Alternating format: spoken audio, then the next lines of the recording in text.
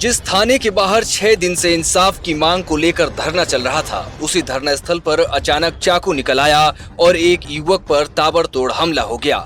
माहौल गरमाया तो लोगों ने आरोपी को पकड़ लिया, पुलिस के हवाले कर दिया। लेकिन इस चाकूबाजी से भी बड़ा सवाल अब भौरी देवी हत्याकांड को लेकर खड़ा हो गया है, क्योंकि 16 दिन बाद प्रशासन ने इस केस में SIT उतार दी है। अब SIT लोहावट पहुँचेगी, मौका देखेगी और सबसे अहम, अब तक हुई पूरी जाँच को फिर से खंगालेगी। आखिर भौरी देवी हत्याकांड में अब तक क्या सामने आया है, कहां जांच अटकी है और SIT के आने के बाद क्या इस केस में कोई और बड़ा खुलासा हो सकता है। अचानक चाकूबाजी हो गई। पुलिस के मुताबिक दोनों युवकों के बीच पहले से विवाद चल रहा था और इसी पुरानी रंजिश में हमला किया गया। घटना के बाद धरना स्थल पर पुलिस का जाब्ता बढ़ा दिया गया है।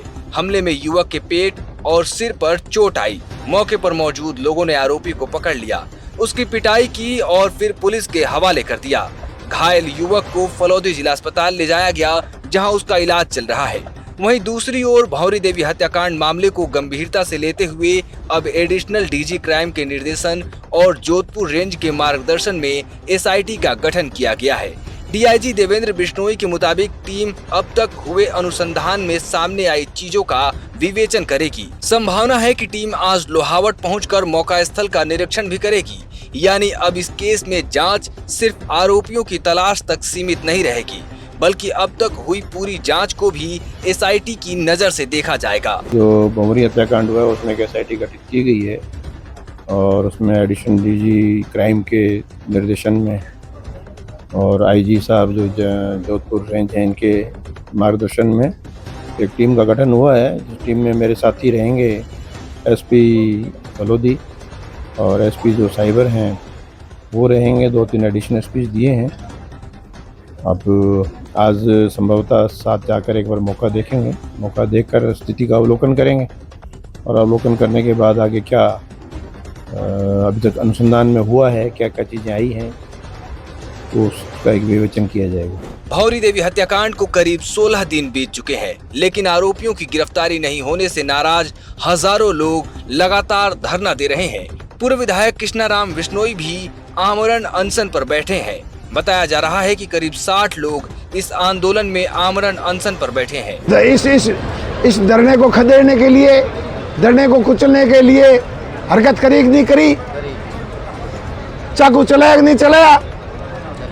वो लड़का जो मुसलमान का लड़का था, वो 4 दिन से 6 लड़कों के साथ हमारे धरने में साथ आ रहा है। ये बराबर फलौदी प्रधान उमरदीन का भांजा है। प्रधान जी का फोन आया मेरे पास अभी कि MLA साहब आप चिंता मत करना, हम मुसलमान भाई से निपटते रहेंगे, इस मुकदमे की कार्रवाई करते रहेंगे, हम आपके साथ हैं डटे हुए, आप घबराना मत, घबराना मत। ये बजरलाल की सरकार कानून व्यवस्था देखिए, सरकार सब सांप्रदायिकता पैदा कर रही है। सरकार धरना कुचलने के लिए, इस पुलिस के कारनामे को, करतूतों को बचाने के लिए, पुलिस को दबाने के लिए, ऊपर नुमाइंदों को संरक्षण देने के लिए ये सरकार सांप्रदायिक फैला रही है, सरकार हिंदू मुस्लिम फैला रही है। पूर्व विधायक का कहना है कि 6 अगस्त से शांतिपूर्ण तरीके से धरना चल रहा है, लेकिन अब तक आरोपियों की गिरफ्तारी नहीं हुई। मंगलवार को धरना स्थल पर हुई चाकूबाजी के बाद उन्होंने आंदोलन को और तेज करने की बात कही है। अब इस पूरे मामले में सबसे बड़ा सवाल यही है, क्या SIT की जांच भौरी देवी हत्याकांड की उन कड़ियों को जोड़ पाएगी जिनका जवाब अब तक नहीं मिल पाया है, और क्या SIT की जांच के बाद आरोपियों तक पुलिस पहुंच पाएगी। लोहावट में अब हर नजर SIT की अगली कार्रवाई पर है।